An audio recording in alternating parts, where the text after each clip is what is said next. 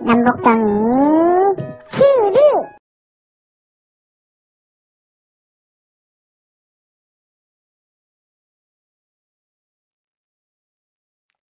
안녕하세요.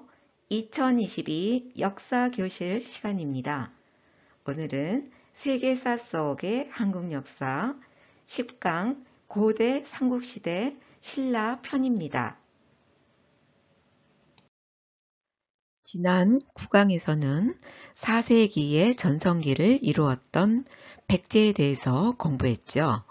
오늘은 삼국 중 건립은 가장 먼저 했지만 중앙집권화가 가장 늦었던 신라에 대해서 살펴보겠습니다. 먼저 연표를 보시면 기원전 57년에 신라가 건국됩니다.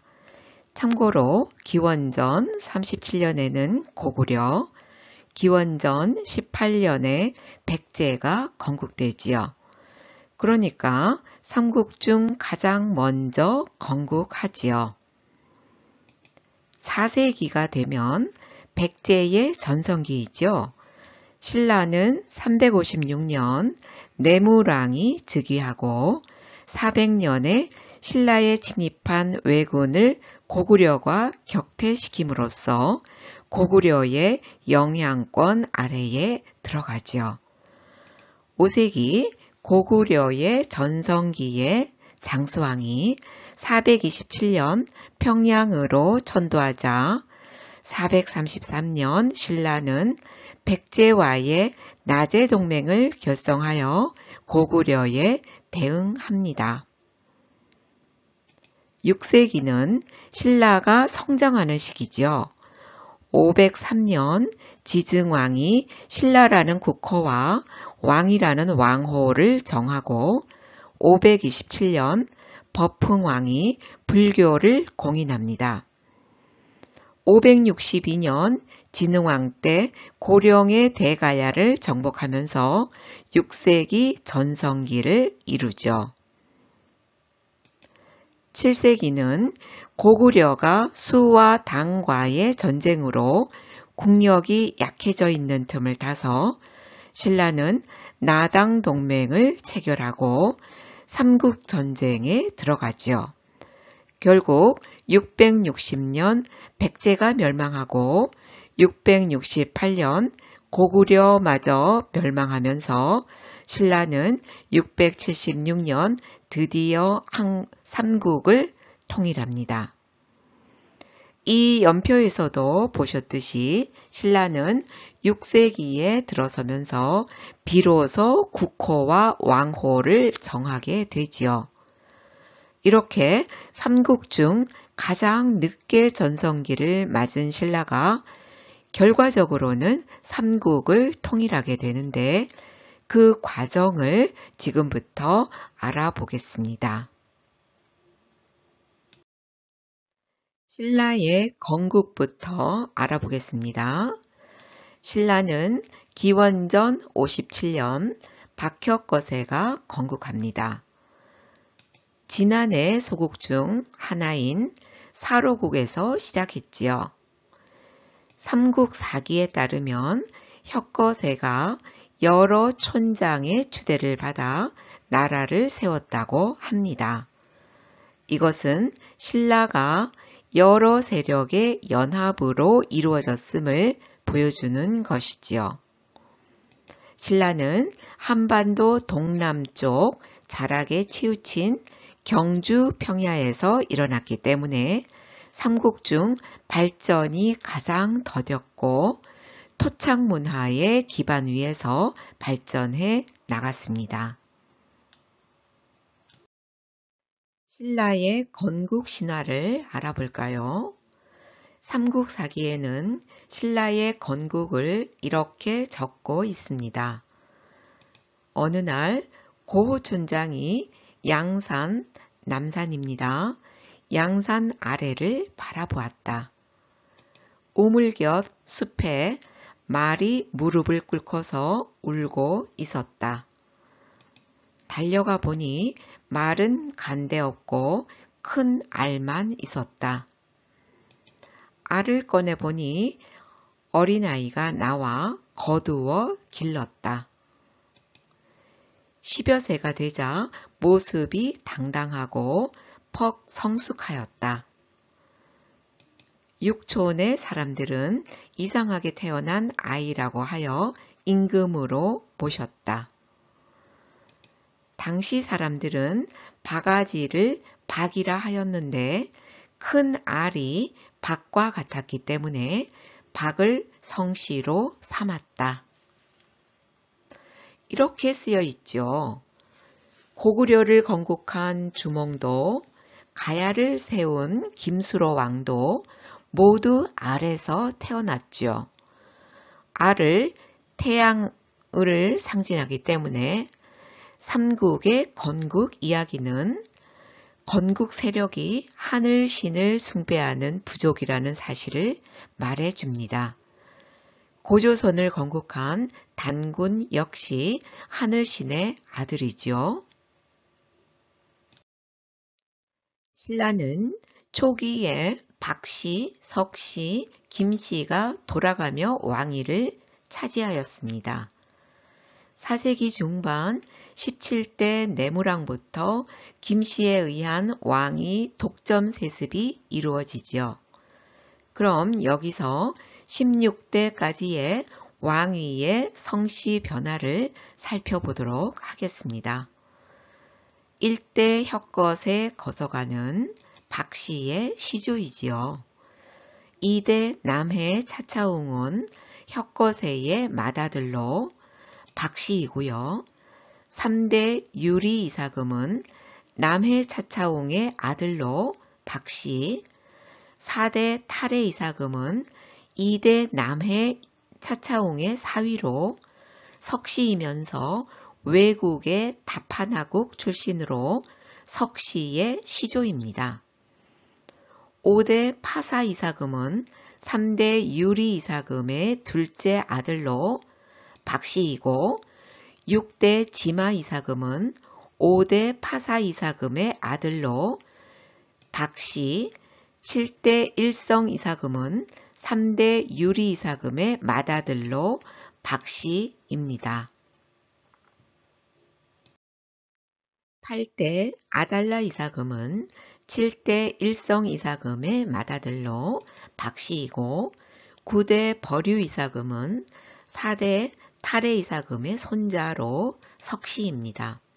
10대 내해 이사금은 9대 버류 이사금의 손자로 석씨이고 11대 좁은 이사금은 9대 버류 이사금의 손자이자 내해 왕의 사촌으로 석씨이지요.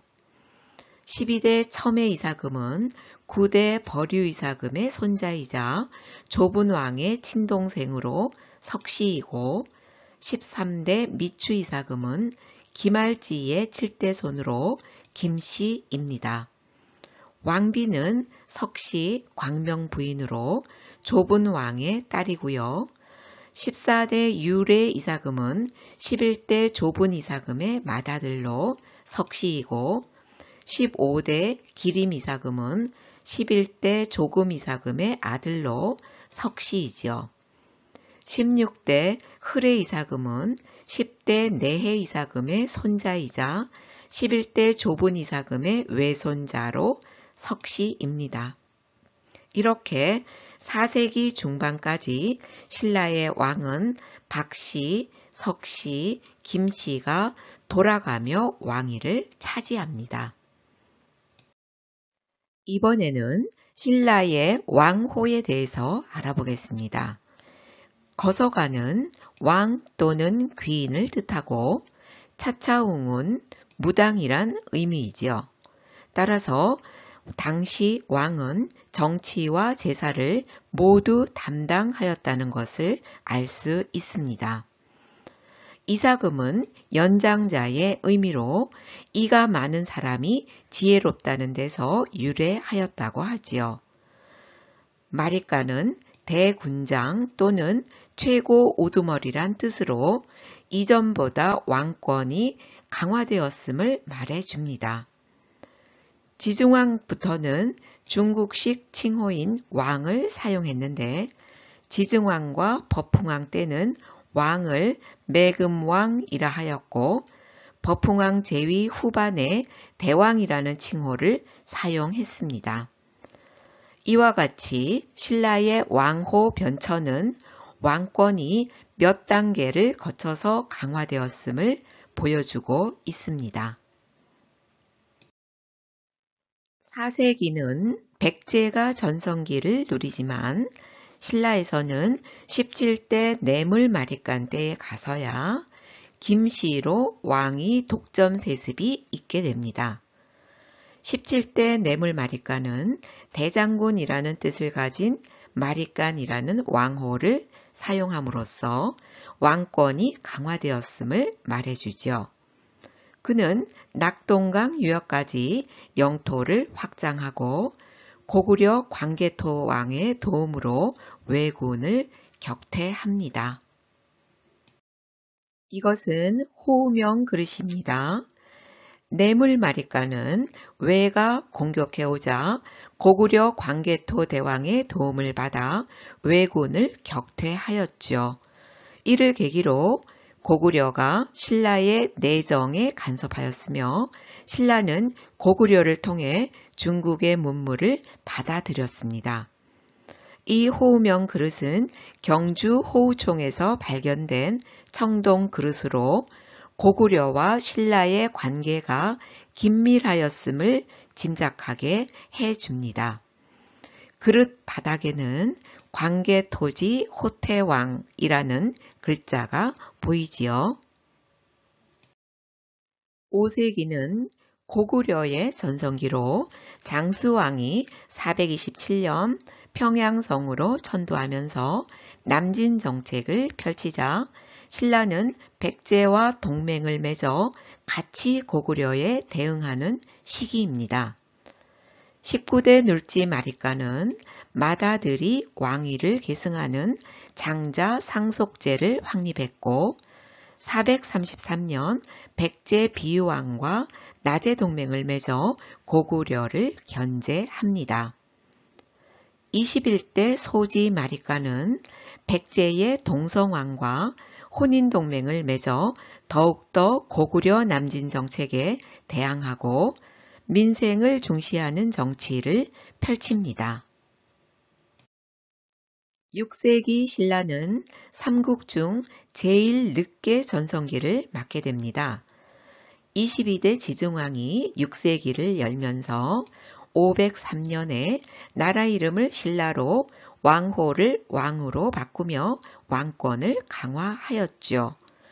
지증왕은 순장을 금하고 소를 농사에 적극 이용하도록 한 왕입니다.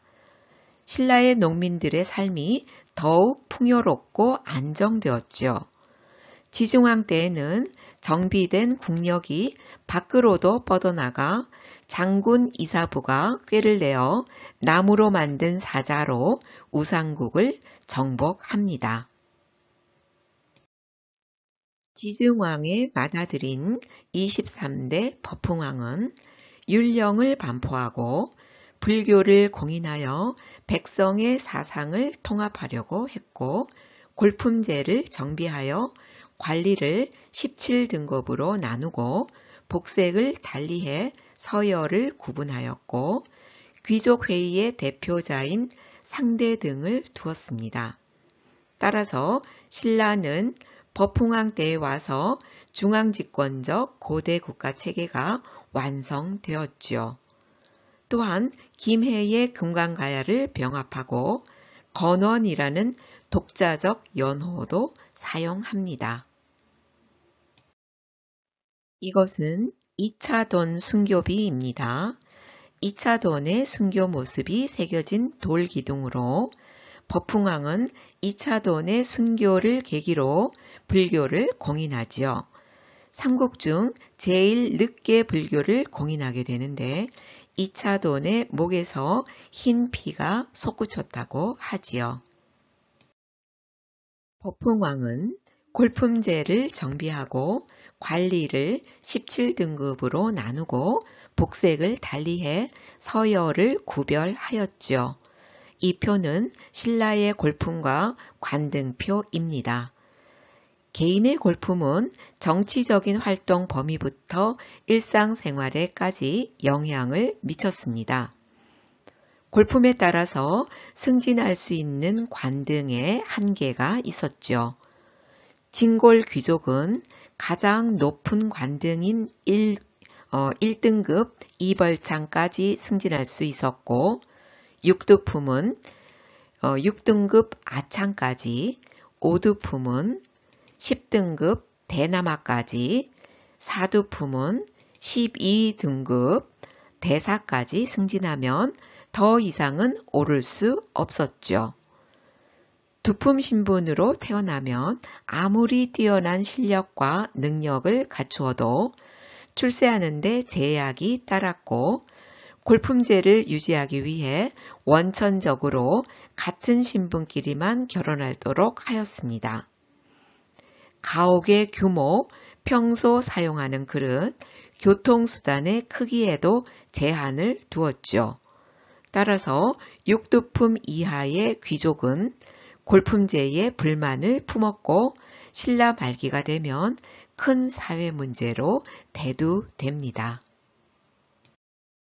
신라는 24대 진흥왕 때에 최전성기를 맞게 됩니다. 6세기 중반 진흥왕은 화랑도를 국가적인 조직으로 개편하여 인재를 양성하고 황룡사를 지어 신라의 국력을 과시하였습니다. 백제 성왕과 연합하여 고구려가 장악하고 있던 한강 상류를 점령하고 다시 백제로부터 한강 하류의 땅까지 빼앗아 한강 유역을 모두 장악하였습니다. 이로써 신라는 고구려와 백제의 연결을 차단하고 황해를 통해 중국과 직접 교역할 수 있게 되었죠. 진흥왕은 고령의 대가야를 병합하여 낙동강 서쪽을 장악하였으며 북쪽으로 고구려 영토를 공략하여 함흥평야까지 진출하였습니다. 그리고 영토 확장을 기념하여 점령 지역에 단양 신라 적성비와 4개의 순수비를 세워 신라 최대의 영토를 개척하게 된 것이지요. 이 시기부터 신라는 삼국 경쟁에서 유리한 위치를 차지하게 됩니다. 6세기 신라 전성기 때의 지도입니다. 관산성 전투에서 승리한 진흥왕은 한강 하류까지 점령하여 주요 교역항이었던 당항성, 화성이지요. 당항성을 차지하고 가야 연맹의 하나인 대가야를 완전히 멸망시키지요. 그리고 북쪽으로 고구려 영토였던 함경도 지역까지 차지하여 이전 영토의 3배 가까이 확장시킵니다. 진흥왕은 자신이 정복한 지역을 돌며 순수비를 세워 영토 확장을 기념하였고, 왕이 돌아본 지역은 1년 동안 세금 면제, 중죄인을 뺀 죄인들을 면제해 주었죠. 순수비는 창령비, 마을령비, 황초령비, 북한산비가 있고, 단양 적성 사람들의 공을 기리고 위로할 목적으로 세운 단양 적성비가 있습니다. 진흥왕은 영토 확장과 대외적인 발전을 이룬 것을 과시하기 위해 이사부의 건의로 거칠부가 국사라는 책도 편찬하였습니다. 임신년 화랑도가 융성했던 시기를 보여주는 임신서기석이라는 비석이 있는데, 이것은 2명의 인물이 나라에 대한 충성을 맹세하는 내용의 글을 새긴 비석입니다. 6세기 진흥왕의 확대된 영토와 경제력을 바탕으로 7세기가 되면 신라는 그 여세를 몰아 삼국을 통일하게 되고, 그럼으로써 한반도의 고대 삼국시대의 신라는 막을 내리게 됩니다. 27대 선덕여왕은 신라 최초의 여왕이었고 28대 진덕여왕은 성골 출신의 마지막 왕으로 당나라와의 외교관계를 강화하여 김춘추로 하여금 삼국 통일을 할 수 있도록 힘을 실어줍니다. 28대 진덕 여왕을 마지막으로 한반도의 고대 삼국시대는 끝이 납니다. 진골 출신 김춘추가 무열왕으로 즉위하면서부터 한반도는 남북국 시대로 들어가게 되지요. 오늘 고대 삼국시대 신라편 강의는 이것으로써 마치겠습니다. 다음 시간은 세계사 시간으로 11강 종교의 탄생과 문화권 형성 불교 편입니다. 오늘 시청해 주셔서 감사합니다.